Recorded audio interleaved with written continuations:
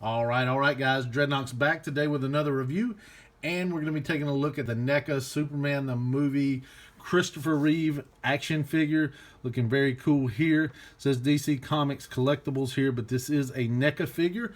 It wasn't exclusive at first to the Warner Brothers eBay store, I believe, and a Toys R Us exclusive as well. They comboed it with a movie, and I think Man of Steel was the movie they comboed this one with. And they came out with several others. But now you can literally buy this thing individually packed just like this. And most Toys R Us, they're not selling them together with the movie. This is kind of a long story and a long review in the making. I initially purchased a figure a month ago. Not this figure. But if you follow me on Twitter, you know the story. We started shooting a video review. The figure broke. I contacted NECA. They were very friendly at first. Said they would help me out. 1 month, almost to the day, I received a envelope with a single Superman figure inside, wrapped in this cellophane or plastic. Didn't include any of the accessories. It was just the figure himself. But in the meantime, in 2 or 3 weeks after not hearing from him, I actually purchased another figure because honestly, I didn't think they were going to send one at that point. This was the last one my Toys R Us had in stock. The package is kind of dinged up and crinkled in a few places, and the paint apps are pretty bad on the figure as well, you know, but it was the only one I could get, and I was afraid I was going to miss out at that point, so I snatched him up. So taking a closer look at the packaging, I love this whole look here from the movie with the Fortress of Solitude and the tubes for the crystals and everything. Looks really cool. The logo looks cool, you know. Continues on the sides here, and then there's a look at the back. Has a nice picture of the figure and a nice bio there if you want to pause it and read it. So let's crack this bad boy open and get a look at him. All right, and here's our Superman out of the pack. And you can see I've got him in a very stationary position, basically the way he came out of the package. We will actually be reviewing the NECA figure just because of the movement and everything has been freed up on that figure. First thing I want to say is the figure looks really cool, you know, and I hate that I've had so many issues with NECA on this figure because it is a nice rendition of Christopher Reeve, and I love the likeness. If you're purchasing this figure, and, you know, I know a lot of you probably already have because this review is late, what I would give as advice is to completely heat this figure up before moving him at all. He is very brittle. As you can see, I haven't moved this figure at all from removing him from the package. And you can see if I even start to try and move this leg, it will not budge. It will snap off. Same thing with the arm here, trying to bend the arms. Do not move this figure without heating him up. It is necessary before you start playing with this figure. You might get lucky and not break something, but I can tell you in my first review, that's exactly what happened. I went to move a joint, one snapped, and sure enough, I went to move another one just to see, and another one snapped. So it's really brittle, and the paint is stuck together on it, and you know, it's just poor production, you know, and I hate it because it's a really, really nice figure. But we're going to take a look at the figure that NECA actually sent me. One thing I did want to point out on this one, though, before we get to that review, is there are some bad paint apps on this figure, and like I said, this was the last one left that I purchased.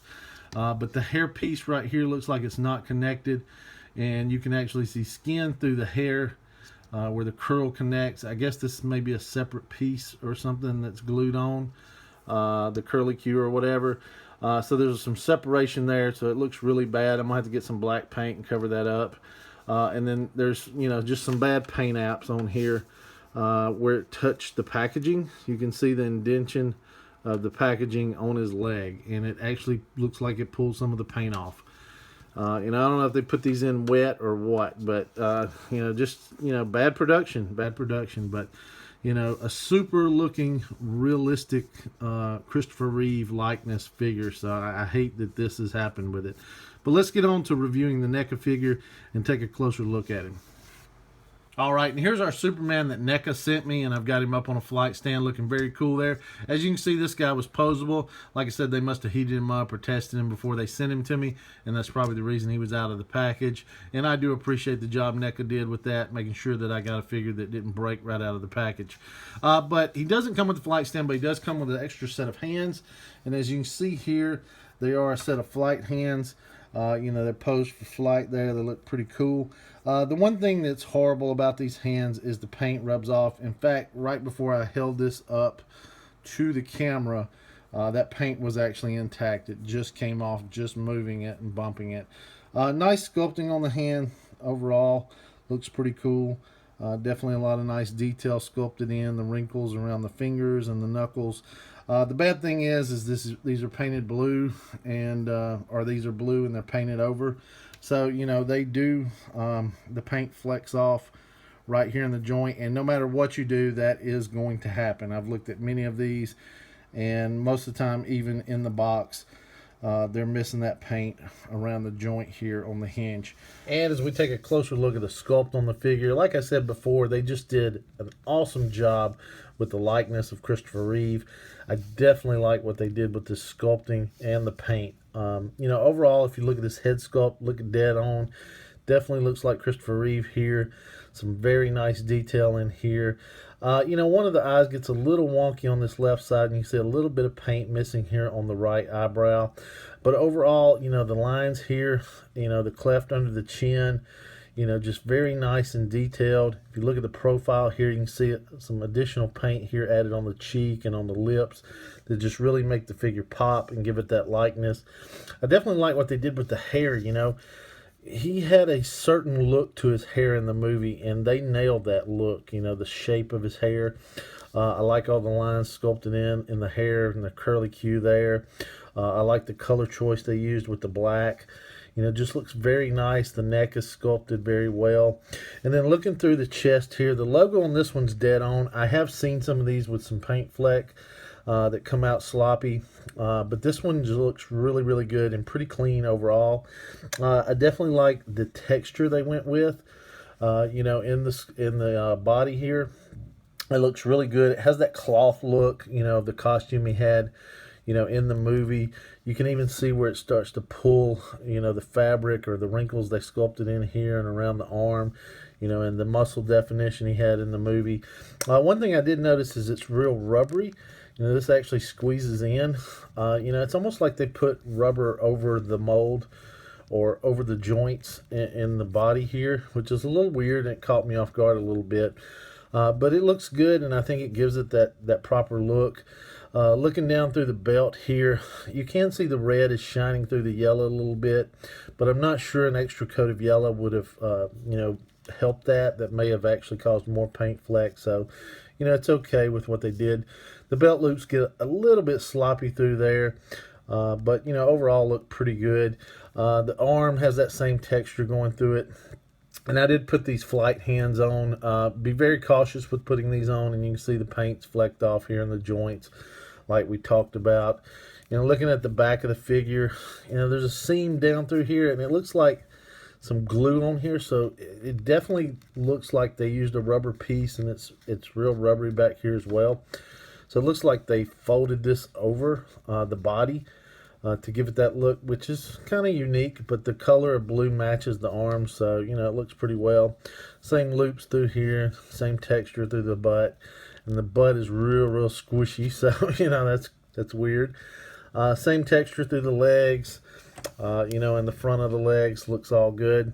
They did an exceptional job with the boots, though. I have to say, they have that leathery look to them. You can see a little bit of the blue shining through, and they get a little sloppy here at the top, you know, but overall the boots look very nice. I mean, I think that has that leather look, all the wrinkles sculpted in here, you know, over the toes. Just looks good. I like it. Nice lines here at the top of the boots. Does have some peg holes at the bottom, and they went brown on the bottom for some reason. You know, but overall looks really good. The cape is cloth, and I think it was a good choice for this figure. The logo looks, you know, pretty good. It's printed on here. No problems with that. But I think with the way he's defined with his shoulders and the way they mounted the cape, I think the cloth cape looks good. No problems with it at all for me. And as we look at articulation, I'm going to go kind of slow because I still, you know, fear breakage on this figure, even though this is the one that NECA sent. The head moves up about that far. I really wish it moved up more, especially for flight poses. It does move down a decent amount.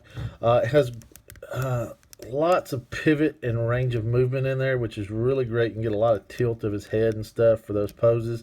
So they did a great job with that. And it does rotate, but it seems to stick on each side, so I'm not going to try and rotate it all the way around or anything.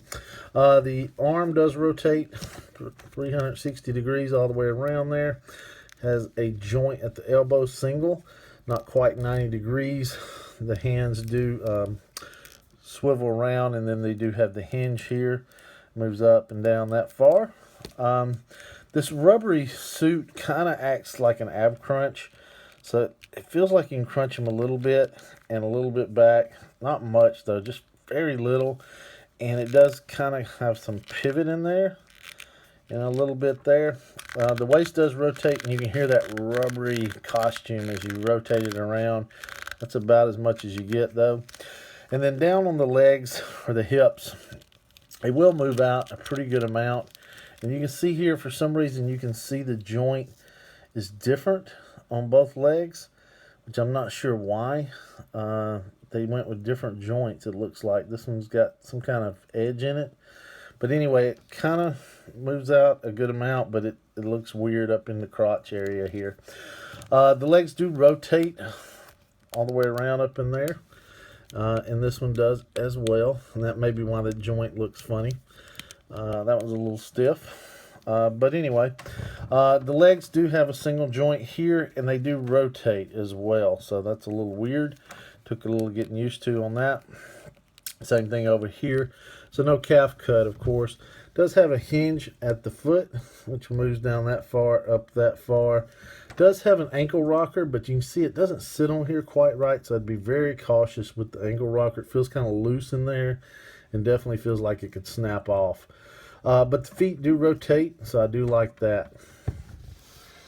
All right, and here's our Superman compared to the DC Universe Classic Superpower Superman here on the left. And then we've got our DC Collectibles New 52 Superman here on the right. And this guy scales a little bit in between both. He's measuring in at, let's see, right at 6 3/4. So, you know, he may be a 7-inch scale figure. I'm not sure. He scales pretty well with this guy over here, except for proportion-wise. You know, and he's definitely taller than the DCUC guy over here on the left. So, looking pretty cool there, having them all together. And here's our Christopher Reeve Superman next to our NECA Keaton Batman, one of my favorite Batman figures of all time. I think these guys scale very well together. Look very cool here side by side.